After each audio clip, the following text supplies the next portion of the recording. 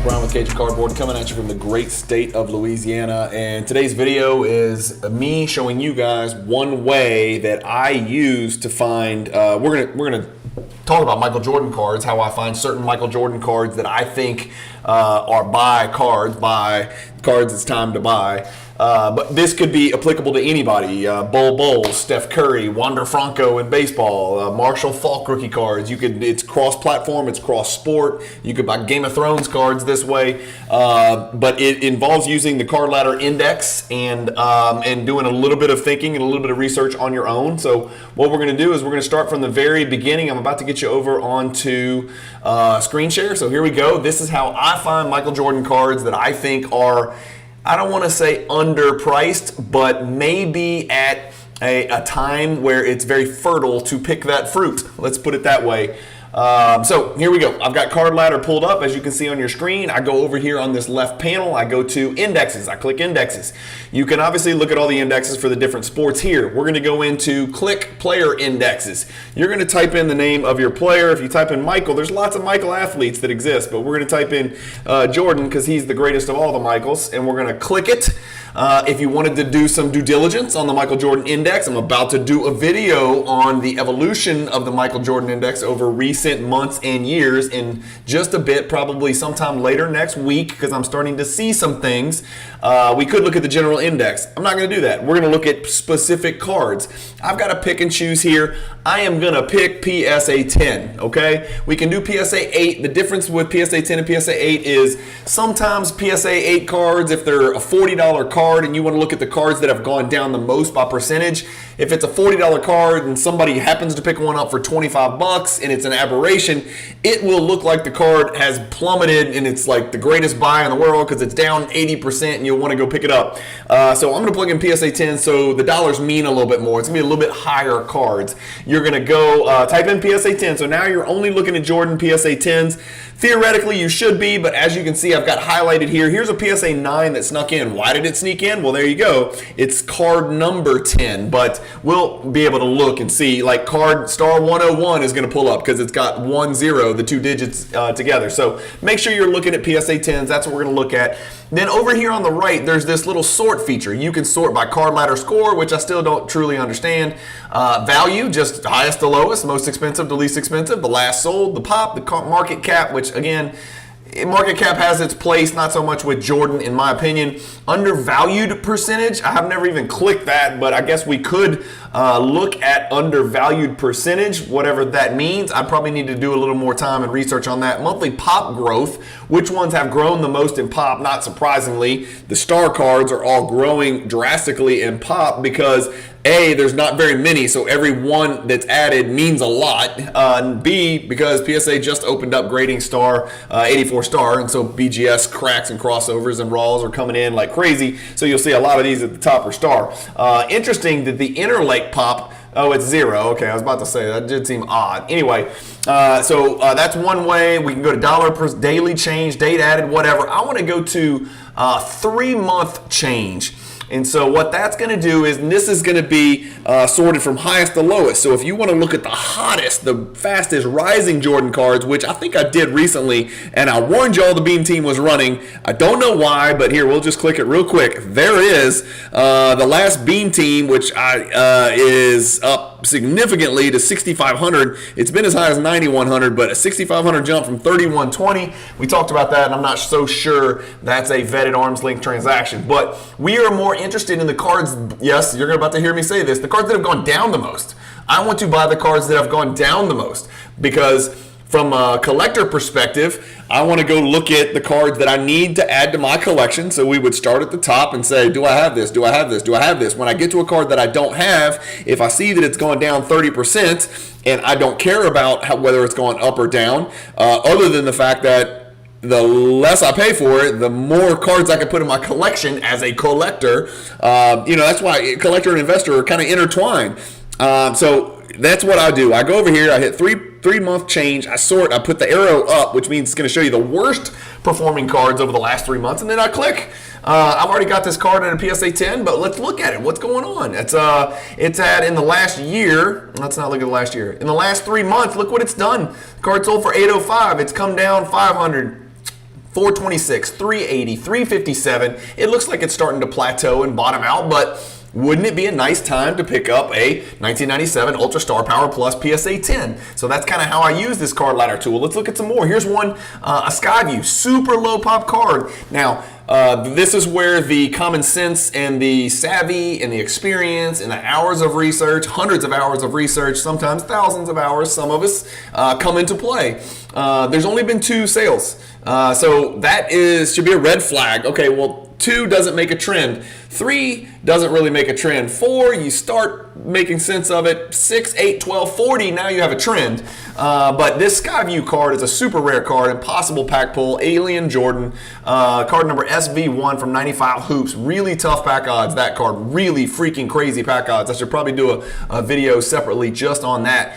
There's only 48 of them out there. Only 2 have sold in the last 3 months. So one went for $34.83. One went way down here for $19.09. Somebody got a crazy deal. If we look at the last year, there you can see. So it's a little misleading, right? If we just looked at the last 3 months, you're like, wow, it's way down from what the card was worth, but was it really worth $34.83? Now we're looking at a screen where we've got 6 sales, and we've got 5 of them that look sort of like they're making sense, and one of them which doesn't even look to be a legitimate sale. It just looks like it's too damn high to me. So if we're going to throw out a sale, which sale would you throw out? You'd throw this one out. If we throw that sale out, now you're looking at a card that has risen, yes, risen from 1,500 up to 1909. So you're looking at a card that's actually been going up. So if you buy this card at 1,800 thinking, wow, I just bought it for half of what it recently sold for at 3,500. Yes, theoretically and technically you are correct, but you didn't necessarily buy a card at this tremendous discount. You didn't just rob anybody. So that's something we got to look at, is how many data points are on there, how much of a sample size are we talking about. We're going to skip over those 2 because they're not PSA 10s. That's a little too low end. Let's find something sort of reasonable. Let's find a okay, here we go. This is a good one. How many do we have? We only have 2. Same thing. Let's apply the same thing that we just did to the Hoop Skyview. And again, this is not a black die cut card. This is actually translucent and perfectly clear. At least in theory, it's supposed to be. But this is the 97 Metal Universe Titanium. We've got 2 sales, 7,800 down to 5,600. So what could be misleading is if you pick it up at 5,500, you may think you're getting the deal of the century. If we go back to 2 years, here's where the card was 2 years ago, 5,500. It's right about where it belongs. And so, again, not enough data points. I don't like to rely on that. I need more data points. Maximum metal. How many do we have? 2. I don't like it. Let's keep going. Again, you can tell this is organic and unplanned. Here's one.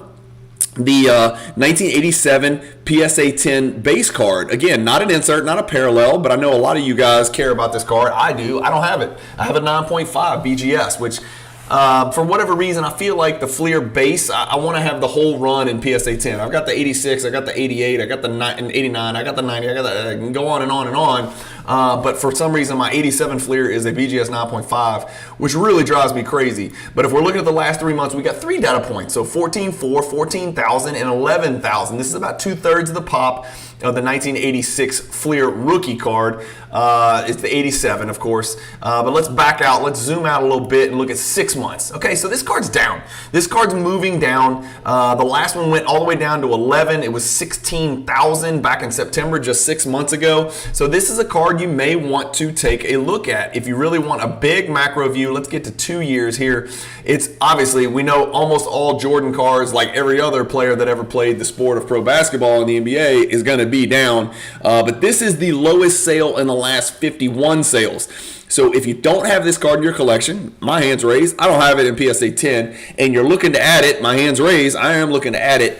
This may be pretty good timing. I'm not saying the card's not going to go down again. It's gone consistently down for 2 years over the course of 50 separate sales. It may go down to 8,000, but if you pick it up at 10,000, at least you know where you stand in comparison to the last 50 people that bought the card. And so sorting the card ladder index by player, and then by card, and then by grade, and then by percentage drop in the last 3 months, year, or whatever, and then making sure you have a sufficient sample size is a great way to find cards. Let's do it one more time.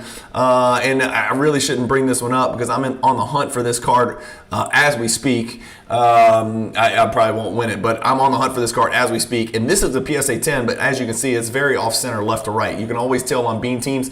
Look at the top. How much of that? What's that pattern called? I just went blank. Not scope.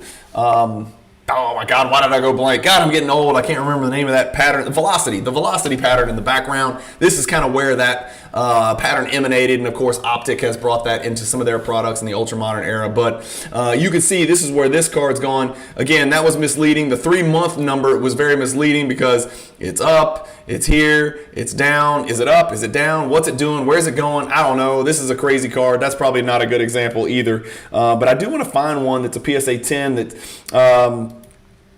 that's a pretty cool card. That's probably not, let's not use that one. Let's keep going. Oh, here's a great one. Here's a great one. We're going to have some here. Yeah. Now, this one's going to vary and sway because some of them are green and some of them aren't. But this is the 1993 Fleer Finest Base card, Jordan card number 1. Of course, the refractor is humongous. As you can see, boom, refractor, huge numbers, $20,000 card. Looks a lot better. The base PSA 10 is what we're talking about. Over the last 3 months, that card's come way down from 700 twice all the way down here to where now it's sold for $515 and $529 twice. If we zoom out to 2 years, that card's down, but it's not the lowest it's ever been. So that's kind of a card that's a little bit on the dip. It just might be a nice time to pick that card up and put it on your collection.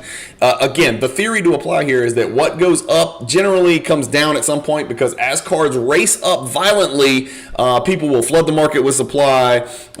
Even in a balanced market, like we've kind of got a balanced market right now, I personally think, at least in the Jordan world. So as cards rocket up, for instance, as cards like, let's sort it by the best performing over the last 3 months. Boom. Would this be a good time to buy a 1998 Ultra Gold Medallion? I don't know. Over the last 3 months, that's what it's done. 405, 535, 930. So the mistake you don't want to make is, and let me show you the card because I know we're here to look at cards. The 1998 Ultra Gold Medallion, that's the horizontal where he's pushing off and finishing next to Oakley. But it's a Pop 69 card. It's just exploded over the last 2 consecutive sales, all the way up to 930. Again, remember, in Cardladder, you can always go look at the sales themselves, where it sold. PWCC Weekly, $400 more over a 2-month period than the last one on eBay, which was over 500 more than the one on eBay before that. So that's interesting. And then you want to zoom out. You always want to zoom out, right? And make sure we just know what we're doing. So it's down over 3 months, but it's not really down over 6 months. Is it down over a year? Not really. It's actually up over the last year. So you're not getting as good a deal as you can. But if we had applied this theory, how long ago was that? In December, and we'd have looked at the last 3 months, what would we have seen? The card was 800. It was all the way down to 405. If you'd have picked it up at 535 or even at 450 or 500, you'd have done something fantastic. So you want to catch it before this last upswing. Essentially, that's the theory that I use, and that's the plan that I use. And that was just giving you a little insight on one way that I look at Jordan cards from. And another way is I just open my phone because I'm bored or I'm at a soccer park watching my kids play, or it's halftime or something like that, and I'll just sort and I'll just buy cards as long as they're anywhere remotely near comps. But when I really want to put that research in, especially on a 4-figure card, and figure out, okay, where's it been, where's it going, where am I in the grand scheme of things,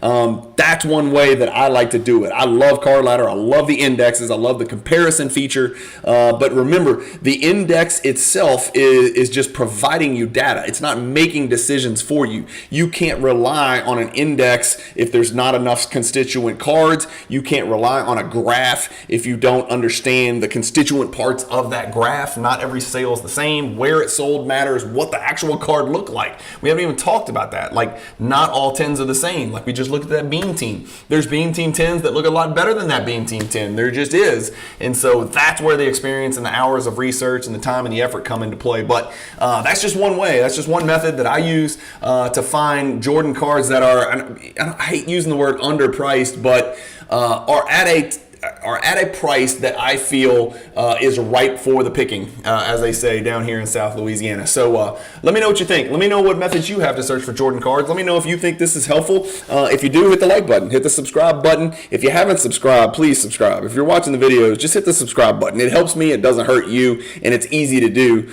I promise I've got unlimited Jordan content. I've got unlimited 90s content. I know I've been very Jordan-centric lately, and I actually can promise you that that will continue because I'm on a Jordan barrage recently, and you guys are welcome to come along with me on the Jordan collecting journey. As always, thank you guys for collecting. If you have any questions about this method, again, it's not rocket science. I'm just showing you what I do. It's like I didn't invent it. The geniuses at Cardladder are the ones that put this together. Josh Johnson put this together, not me. I'm just reaping the rewards of the hard work and the diligence and the time and the effort that he put in as a programmer and a coder. So I love using the indexes, and this is how I use them. Just one of the many ways that I use them. So thank you guys for watching. Keep collecting. Stay positive in the hobby, and peace.